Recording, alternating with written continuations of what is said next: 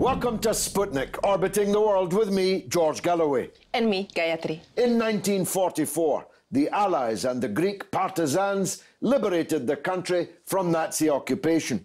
It was a bloody and bitter campaign, made more so by the presence of Nazi collaborators amongst the Greeks who had assisted in the Holocaust of the occupation. The Allies, Britain and the US, and the then Soviet Union, had worked closely with the Greek partisans, who were indispensable allies. So, it ought to have been a joyous occasion when on December 3rd, 1944, crowds of anti-fascists gathered in Athens' Syntagma Square, waving the flags of the Allied nations and chanting, "Viva Churchill, Viva Roosevelt, Viva Stalin." But not so. Fearing that the anti-fascist resistance in Greece was becoming too strong, too left-wing, and too likely to take power after the war, confounding Churchill's plan to reinstate the king and the old order. So the British brought the former Nazi collaborators onto the rooftops around the square, gave them back their automatic weapons, and ordered them to open fire on their erstwhile allies, murdering 28, mostly young boys and girls, in cold blood, and injuring hundreds of dancing, singing demonstrators. A civil war ensued, with Britain and the US backing the obvious side, the side who'd been killing British soldiers just a few months before. Joining us now to discuss what happened next is a brave British woman who worked in the Greek anti-fascist underground during the dark days of the Greek military junta, the colonels who seized power in the aftermath. Her name is Judy Cotter. Judy, welcome to the Sputnik. You were the first ever woman Vice President of the National Union of Students, and they sent you in underground in Greece. We'll come to that in just a minute, but first your reaction to the Guardian's revelations this week about the British culpability, absolute culpability, in the massacre in Syntagma Square. Well, it doesn't surprise me, because I think a lot of people don't understand the dirty tricks that the British government got under. During that period, after 45, but before the end of the Second World War, the British government even brought British troops out of Italy, where a critical point in defeating the Nazis. They actually brought British troops out just in order to suppress the left partisan and popular movements. It's a shameful period in our history. Basically, Churchill was refocusing. He had used and been happy to work alongside the Soviet Union and these left-leaning partisan movements in Yugoslavia and Greece and Italy, and indeed in France. But as soon as it looked like the Nazis were on their way out, he refocused on what was going to happen after the war, turned British guns on their own allies. Yeah, absolutely. I mean, you have to remember at this period, and following it in the 70s when I was involved, you had fascist governments in Portugal, in Spain, but you also had popular movements in France and in Italy. And as you say, Churchill was worried that there'd be most of Western Europe would be led by left-leaning progressive governments, and part of the whole Cold War ethos, his Cold War ethos, he felt it was in British interest to suppress these popular movements. Including murdering them. Including murdering them. And in fact, this is unbelievable in some ways, he the SOE, the Special Operations Executive, the sort of secret service that had worked with the partisans during the war to defeat the Nazis, they came to respect the partisans for what they were doing. So Churchill had the MI6 brought in, and we believe that, in fact, MI6 even murdered some of the SOE executives. Well, it's not called Perfidious Albion for nothing. Let's fast forward just a little bit to 1973. You're the first woman vice president of the National Union of Students, then a left-leaning organisation, and you're sent in underground under the colonels, the fascist junta in Greece. Tell us about that. Well, I was given what was called anti-fascist responsibility, because as I've drawn a picture of, that was the state of Europe, Western Europe at that time. You also had the end of the Vietnam War and shenanigans in Latin America and in Africa. So I was asked to pursue the progressive policies of NUS at that time. So I went underground to look at what was happening to the students, because the students, there had been nearly 7 years of fascist government. The colonels had 3 colonels, and about half the Greek army had moved to, in a putsch, basically, to remove the democratic government. And they pursued a policy of not only, there were no elections, the Communist Party, in fact, all political parties were outlawed. People had no democratic voice whatsoever. They ruled by repression, the use of torture. And I was asked to go in to get a proper picture, because it wasn't being reported in the press. Greece was still a nice place you went for your holidays. I was asked to go underground and get a clear picture of what was happening.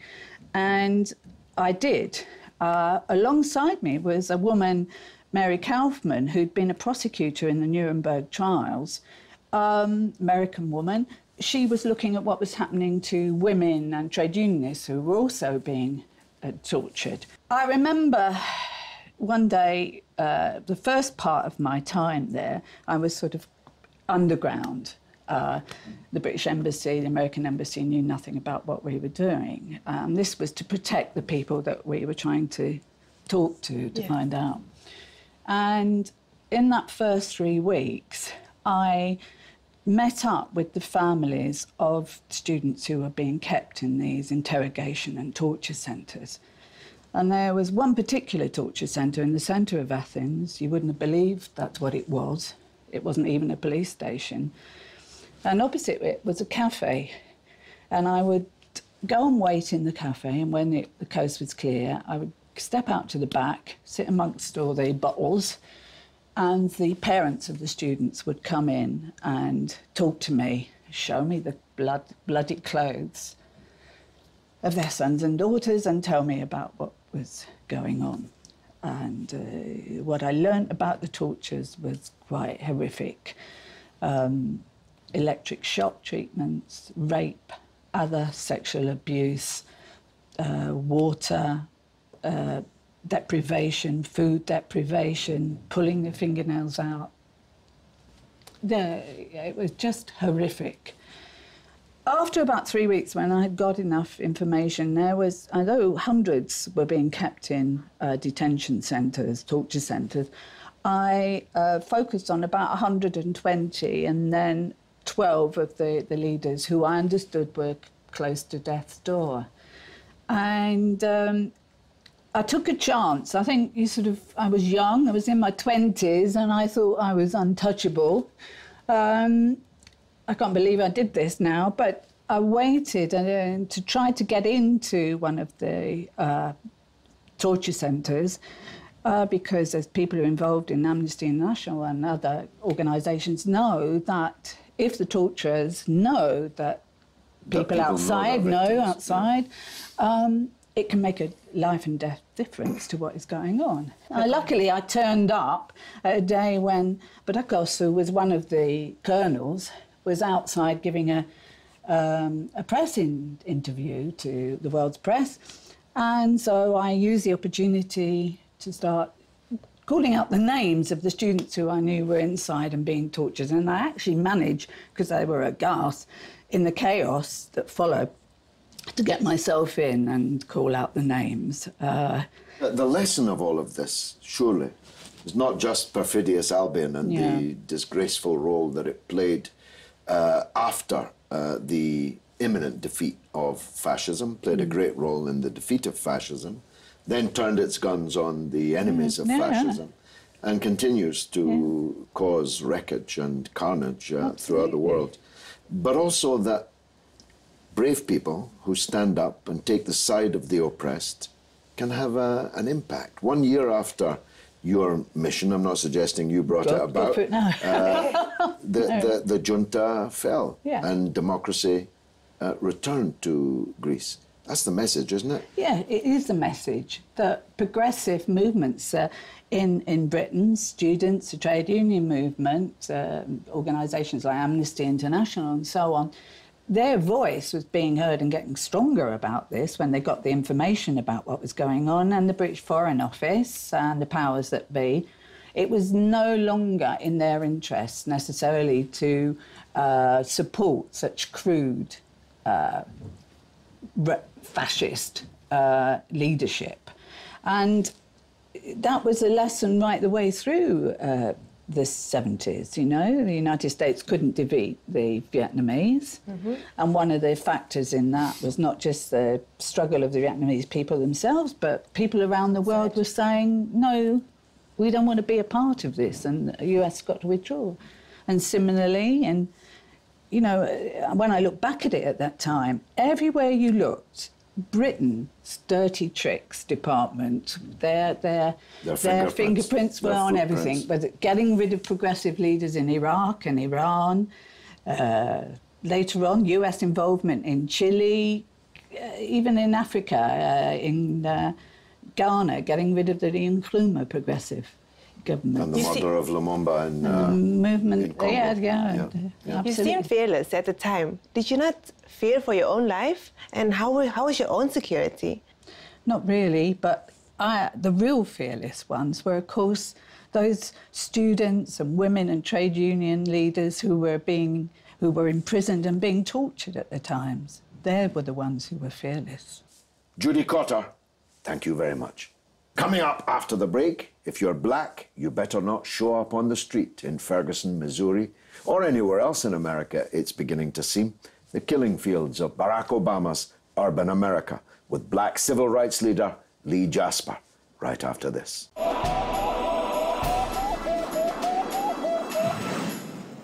Welcome back to Sputnik. White police officers shooting or choking to death unarmed black men is hardly a new thing in the land of the free. Grand juries garlanding the perpetrators, who then become the darlings of the talk shows and the tea parties, is rather more disturbing, seeming to indicate that justice is breaking down for black America and under the country's first black president. On board the Sputnik today is the undisputed champion of the fight for justice, not just for people of colour, but for the poor and downtrodden everywhere. My old friend Lee Jasper. Lee, welcome to the show. Choking to death a black man unarmed for selling cigarettes on the street in New York City, not in the deep south. The grand jury says the officer who choked him to death is not to be prosecuted, but the man who filmed it all is being prosecuted. Am I right? Is this actually beginning now to break down visibly in front of our eyes? Well, it makes the assumption that justice was built up for African Americans. The reality is there's 2 million African Americans in lockdown as we speak in American jails, and they're there for all sorts of spurious charges, fake accusations, and really victims of systemic and cultural institutionalized racism in the American justice system. And of course, George, you've got to remember, Tamir Rice was shot. He was 12 years old. 12 years old, and he was on the playground, I understand. He was on a playground. He's dead. He now lies on a mortuary slab. We have the case of the young man who was running with his daughter to get an asthma pump because she was having an asthma attack. Shot dead. We have the case of Mike Brown, whom we all know in Ferguson, shot dead. There is a killing spree going on in America, and black men's lives do matter, but they're currently endangered by the criminal justice system. And this is happening under Barack Obama. Has he got anything to say about it? And Eric Holder, by the way, who's also a black Attorney General. Well, I think that, you know, if you think that replacing a blackface in a high place solves your problems of tackling racism, then you're guilty of the worst type of naivety and tokenism. What you need is a systemic change in order to tackle institutionalized racism. It's not capable of being changed by force of personality, such as endemic strength. And Barack Obama has already showed his true neoliberal colours on international affairs. Poverty has increased for African Americans. Unemployment has increased. And all over the world, where the austerity agenda is writ large, we see it acting as a magnifying glass on racism and institutionalised racism, both in America, here in UK, and in wider Europe. Well, the American case is not that surprising, and you've just corrected me. As my question assumed a level of justice for African Americans that didn't actually exist. I just had the feeling in Ferguson and so on, when the kind of militarized police response just seemed to me a qualitative step change. But I may be wrong about that. But in Britain, and indeed in Europe, the same thing is happening. Well, we all saw the tragic video recently of Eric Garner, whose tragic last words, I can't breathe, now have been taken up along with hands up, don't shoot, as the sort of massive cry. The last words. Absolutely, for black justice in America and for justice universally. And here in the United Kingdom, we have our own Eric Garner video. It's been out for a number of years. It's Christopher Adler, the paratrooper, the British paratrooper who came back from Hull, who's filmed and on video lying naked on a floor with his hands tied behind his back, his pants down behind his knees, and choking to death on his own vomit while officers stand around giggling and laughing at him. These are real cases that you can see now. Janet Adler is his sister, been campaigning for justice. We have Kingsley Burrell from Birmingham, phoned the police because he was threatened by a gang who were waiting for him and his son outside a shop. The police arrived 3 days later with their head the size of a melon. Kingsley Burrell writes a note to his sister saying they're trying to kill me after he's committed to a mental institution. 24 hours later, he died. Alton Manning, Smiley Culture, Mark Duggan, Sean Rigg, another gruesome case of caught on video of a young man dying in Brixton Police Station in the reception area. And it goes wider afield than that. If we look at southern Europe, we see Africans being lynched, shot and murdered in southern Italy by neo-fascist groups, in addition to what's happening in Greece. So austerity is ramping up racism worldwide, and neoliberal sentiment is to continue to push that, to divert people's attention away from the real authors of the economic destruction, the casino investment bankers and their plutocratic mates who have destroyed the economies of the Western world and are now blaming blacks, migrants and anybody else they can. And ironically, these people are only in Italy because of NATO wars against their own countries. And black people, I mean, Gaddafi was a shambolic leader, no doubt. But you champion... hold on. Well, let's explore that. Because for the black community, if you talk about Gaddafi, you're talking about a champion. Putting aside his idiosyncratic ways, and he had many, in relation to his commitment to Africa and Southern Africa, he was the one who ensured there was no, or very little discrimination against Africans from Southern Africa in North Africa. He was the champion against that sort of discrimination, and he supported the African Union with millions of extra dollars. And the African National Congress. And the African National Congress, and Thomas Sankara, and the struggle against Portuguese colonialism. Yeah. There's no doubt about that. Yeah. And that's why, after the overthrow of Gaddafi, the people who overthrew him began to lynch black people. That's right. Exactly. In Libya. That's right. Black people then flee on boats. They arrive in Italy and they're gunned down by the people in Italy who, sunk in their own economic problems, suddenly Barcelona. see all these black people arriving from Africa and murder them. If you go to southern Italy, and I've been, it reminds me of the, I think I'm in a 1950s, Mockingbird movie. It's reminiscent of that. The racism is naked. It's in front of your face. There's no shame about it. There's no restraint about it. In Greece, the Golden Dawn and the police have been proven to be one and the same. Off-duty officers acting as the... Golden Dawn's the fascist party outfit. Working with Greek police to round up African migrants into concentration camps on the outskirts of Athens. Wherever the economic crisis is acutest, racism is inversely rising in proportion to that crisis. With fascism on its heels, not far behind. Gayatri. I wonder whether this doesn't build up to some sort of intifada amongst black people in the US and here in Britain and Europe. Well, of course, here in United Kingdom, we saw in the aftermath of Mark Duggan's a tragic death where the police accused him of shooting them, and in fact, he had no weapon at all, an uprising. I think that due to austerity, economic crisis, the country at the moment, particularly in the inner city areas where poor whites, black, Irish, others live, is like a tinderbox, and the least catalytic flame will set it roaring. It's not generally known by the mainstream media or the liberal establishment. No, not but at I all. predicted the riot of 2011 in January 2011, after the death of Smiley Culture. I said the black community was at boiling point. We're still at boiling point because no justice has been served for any. There's not a single officer been charged with the death, the murder, or even any associated crime, neglect of duty or anything, with the death of a black man in British custody, ever. And so we like the Americans... Say that again. There's never ever been piece a of charge against against murder. any prison officer, police officer, on the death of any black prisoner, anytime, anywhere. Anyway, not in the United Kingdom, no. And I'll be correct if I'm saying I don't think that's even happened in the United States.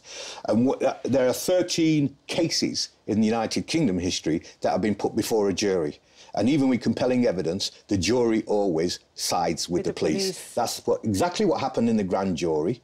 And that's why my position has always been, you can't have all white juries making assessments of justice. I mean, the Ferguson case was an all-white jury, wasn't it? Yeah, it was. In an area...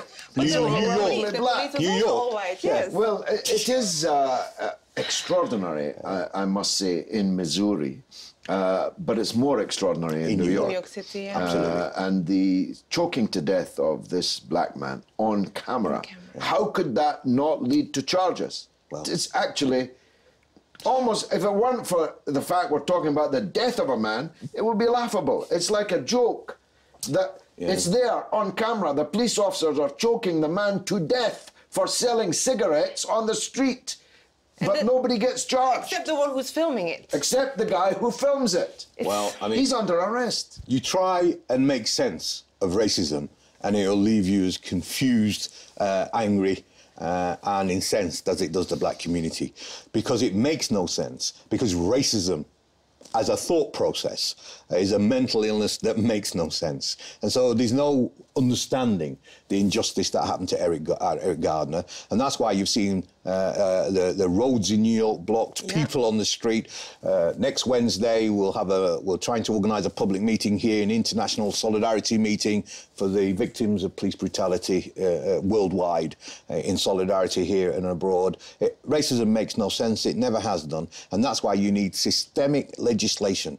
If you have a case that involves race, you must have a multiracial jury. You must, because racism by its very nature is difficult to see for those who enjoy white privilege. And when they enjoy it, they don't see black injustice. People should follow you on Twitter because you're involved in all these campaigns, and that's the best way to get involved. Lee Jasper, as always, fantastic interview. Thanks very much.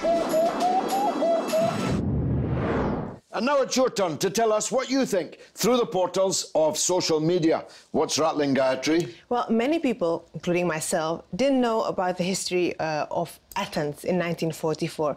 So I asked, what is Britain's responsibility in the massacre of these Greek anti-fascists? And Brian Murray answered that 20 years ago, such a statement would have caused outrage, but the world is waking up to their atrocities. And then I asked the people what their verdict is on American police brutality. And Martin Ralph answers, I would say that neoliberals ignore structural racism and try to individualize it.